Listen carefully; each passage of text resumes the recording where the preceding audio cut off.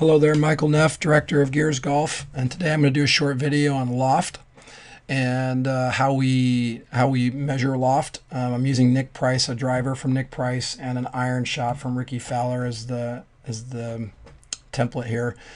So we'll start here with the driver. So we, as you know, in Gears, there's a visual tool here called Clubhead Vectors. And then there's a target line thing here. You can just turn that on. And Clubhead Vectors basically gives you a visual, if you look face on, of the loft versus the angle of attack. And those two, the difference between those represents what's called the spin loft.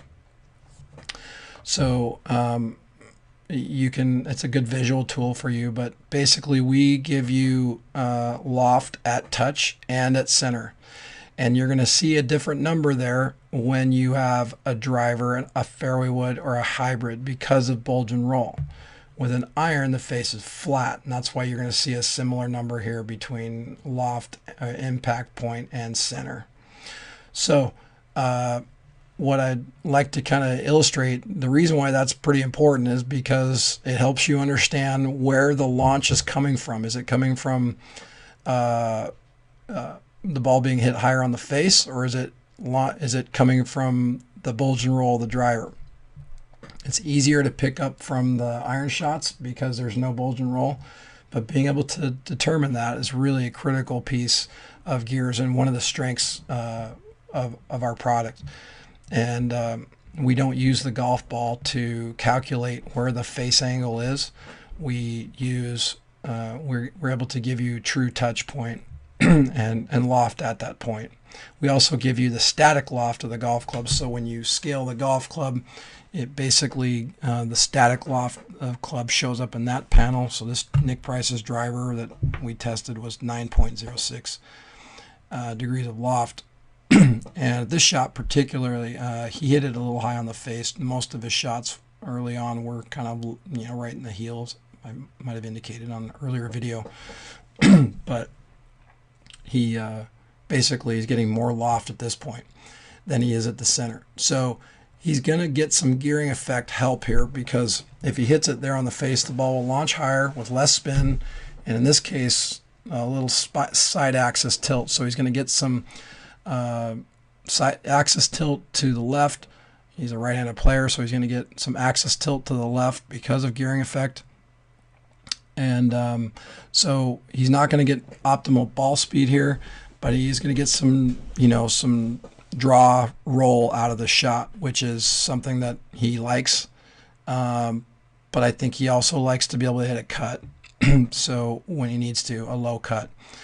And so if he hit the same exact shot, let's say he hit that exact same shot in the center, the loft would be lower, the spin loft would have come down, and the ball speed would have gone up. However, the spin he would have had more spin on this, most likely, because of the spin loft would have still been kind of on the high side. He lost spin here, reduced spin because of where he hit it on the face, but he also lost ball speed. So there's that balance of trying to get the ball speed and the loft and the face angle all kind of matched up to the intended path. So in this case, if he wants more ball speed, he needs to hit it down here. And if he wants less spin and he wants the ball speed, he's going to have to do it. He's going to have to get a lower lofted driver. He could also get a stiffer golf club, a stiffer shaft, which would reduce the loft and would lower the angle of attack, but it would move the ball up on the face. So again, you're just constantly trying to find that center. So in this case, I don't want a stiffer golf club, because if I do that, then the ball is going to climb up on the face. It's going to launch higher with less spin, but my ball speed is going to keep going down. This is why you might find a lot of times that you have really good looking shots that the player's like, yeah, I hit that pretty good, and it looks great, but and you get a lot of distance and roll, but that kind of helps you understand bulge and roll better.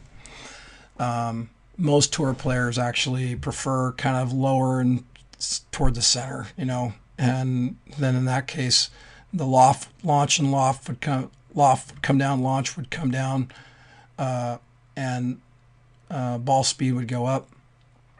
And then if you needed to keep the spin down even more than that, then you would lower the driver loft. So the loft and the face angle are the same thing. If you look from above, you can see the face angle in relationship to the path. If you look face on, you can see the loft in relation to the angle of attack.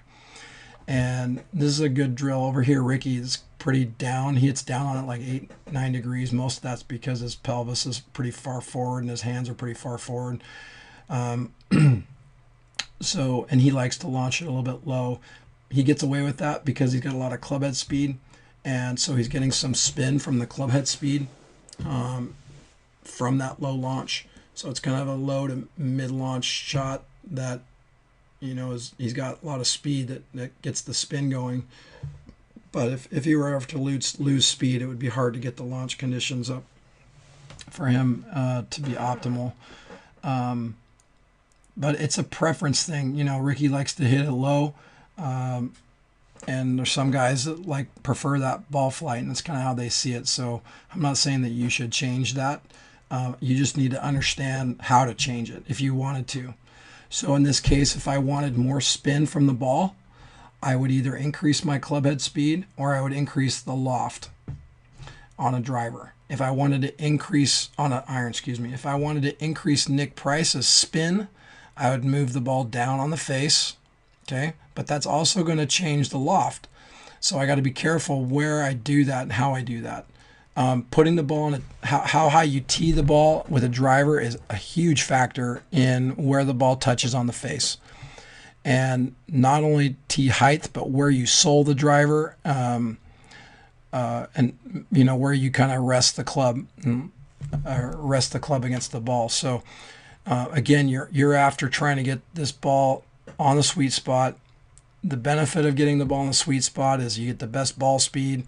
Miss hits, generally speaking, are closer to the sweet spot, so you get a little more love on miss hits.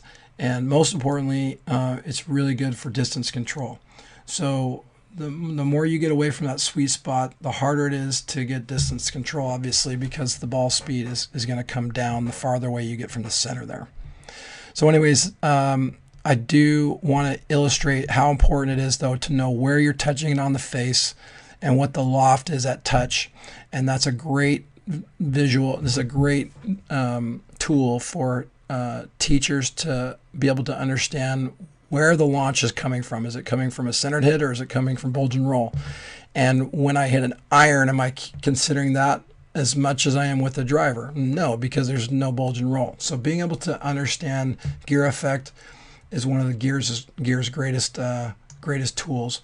We do not use the ball data to calculate what the face angle is doing, and because we know where it's being touched on the face, again, really good visual tool or tool for you to be able to know what direction you should take your player. So anyways, that's the loft story. And the loft and the face angle work inseparably together. You can't separate them. If you increase the loft, if you close the face, the loft's going to go down. If you increase the face, or if you open the face, the loft's going to go up. If you hit it low on the face, the loft's going to be lower at that point than versus where you hit it higher. And vice versa on a driver, if the ball's hit on the toe, the face is more open there than it is on the heel. So all those things factor in, and really important to know where you're touching the ball in the face. Anyways, let me know if you have any questions. I hope you enjoyed the video.